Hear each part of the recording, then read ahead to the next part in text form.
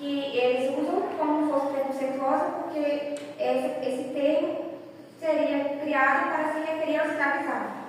Porém, a gente, com o nosso estudo científico e tudo, observamos que essa palavra é de origem da língua inglesa, the grade, que significa um tipo de objeto. E esse objeto, para o nosso idioma, foi traduzido como mesa de cabeceira. Então, criado esse nome de mesa de cabeceira. Parece que é elevador. Elevador, serviço.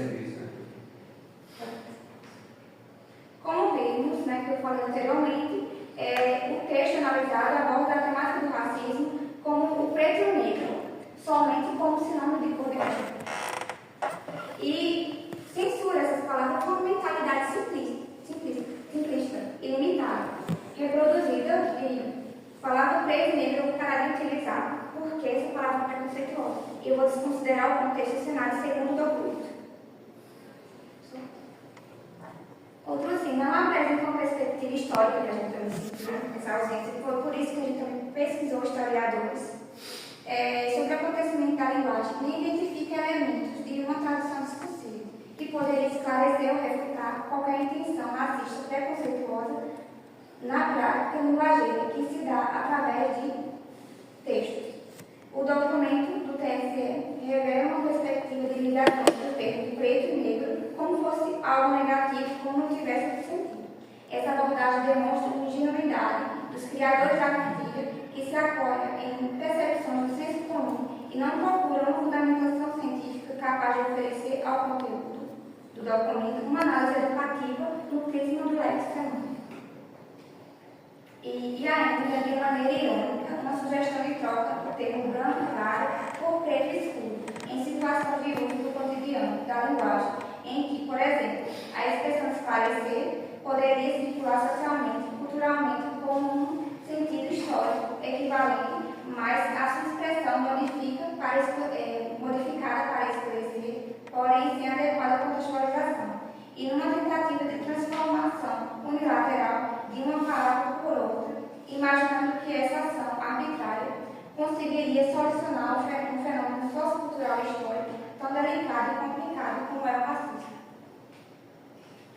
Considerações finais. Em nosso estudo, investigamos a proposta de censura linguística presente na cartilha Citação Racista por Repitadas, elaborada pelo TSE. E é importante dizer também que observamos que nesse material não tem interrogação, então é como se fosse uma posição mesmo, e refletimos acerca desse entendimento que responsabiliza a palavra e a expressão pelo ato do racismo, buscando no senso comum sentidos incertos as expressões que são acusadas do crime do preconceito racial.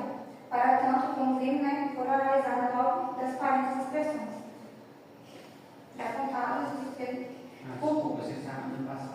Apontadas pelo documento de ser ofensiva à negritude. Compreendemos que é muito relevante dar visibilidade à temática do racismo para o progresso do povo brasileiro, mas entendemos que essa abordagem de abolição das expressões não é o melhor caminho contra o racismo. Por quê? A simples proibição de uso de um termo do léxico brasileiro não valida a luta contra as atitudes preconceituosas que efetivam a prática do racismo em nosso país. Para tanto, procuramos entender se de fato essas 9 palavras listadas pelo TSE são preconceituosas e ofensivas fora do contexto do cenário.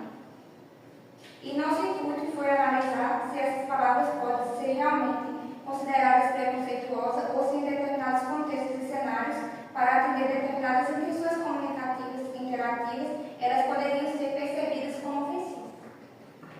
Enfatizamos que proibir, como a cartilha coloca, excluir, eliminar as palavras de expressão do léxico brasileiro, como sugere o documento, não é uma atitude eficiente para combater o preconceito racial, porque a luta contra o racismo deve começar pela discussão promovida por materiais educativos que focam no letramento racial, que evidencie que as palavras e expressões, quando estudadas pelo avó da ciência da linguagem, permitem o encaminhamento consciente do emprego dos termos do nosso idioma em ocasiões específicas de uso de linguagem.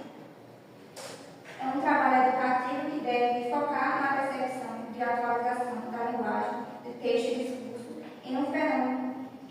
orienta o agente social a transitar por culturas diversas mediante as práticas sociais que se dão pelo uso adequado da palavra linguageira no cotidiano da sociedade e na história.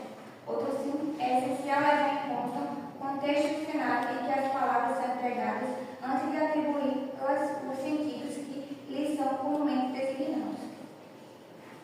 Desse modo, este estudo buscou contribuir para a desconstrução de estigmas causados pelos ideais preconceituosos da existência de uma hierarquia entre as raças humanas e as palavras como se algumas pessoas fossem necessariamente melhores ou piores do que outras. Ademais, é preciso que haja debates conscientes sobre o uso da linguagem, possibilitando a percepção de que as palavras fora do seu contexto situacional, em textos diversos, não é a verdadeira responsável pelo preconceito racial. Na realidade, a responsabilidade pela perpetuação do preconceito racial e a efetivação do racismo na sociedade nas épocas é a atitude dos agentes, isto é, do indivíduo mal intencionado, que utiliza os termos com a intenção de ofender e atacar a dignidade e a identidade das pessoas negras. Seguem todas as referências utilizadas no artigo